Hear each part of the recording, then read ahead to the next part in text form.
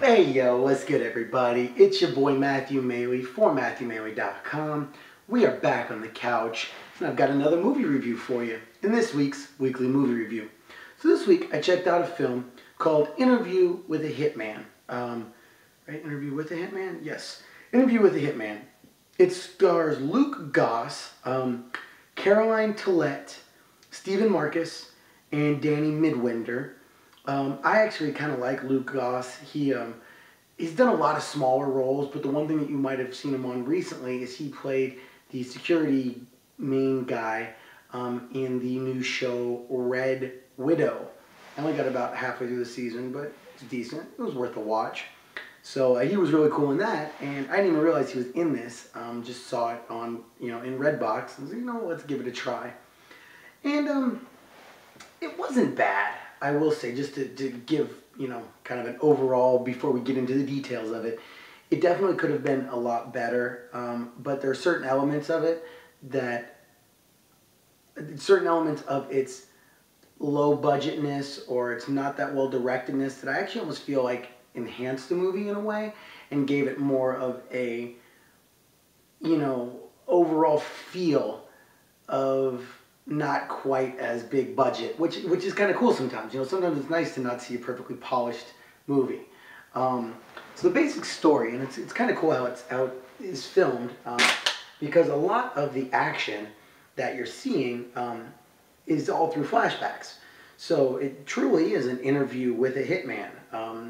Luke Goss's character's name is Victor, and he has a random reporter, or maybe not so random reporter, who is going to do a real deal bona fide interview with a hitman.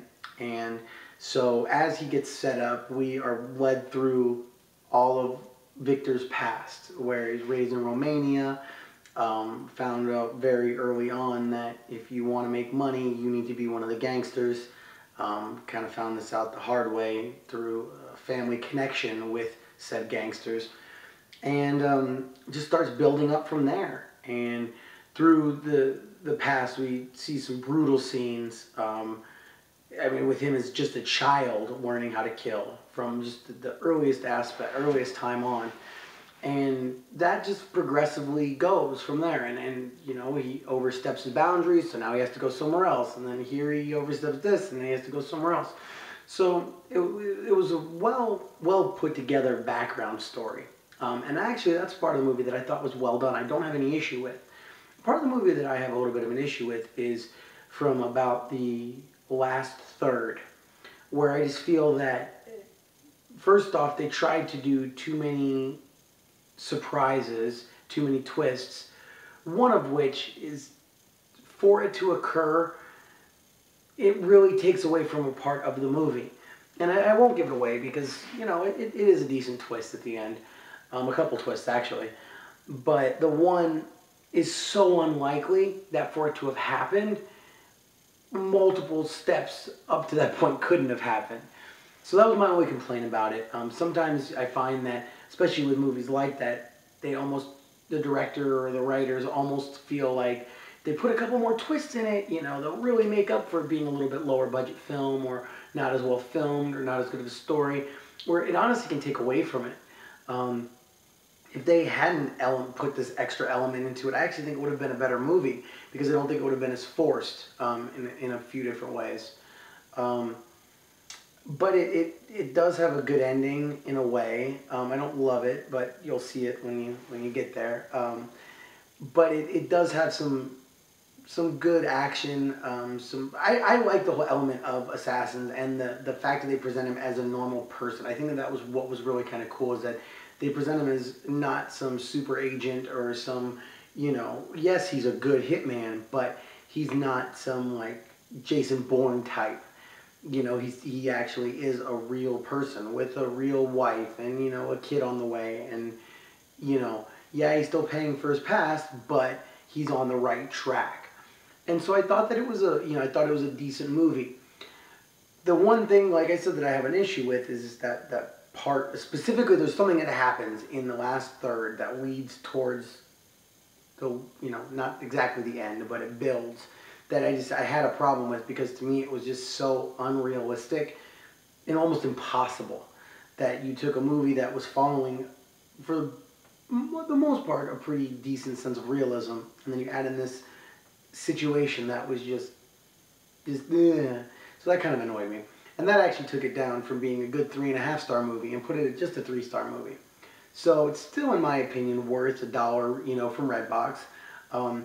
Not a ton of crazy action in it. There is a lot of drama and a lot of dialogue building up the characters.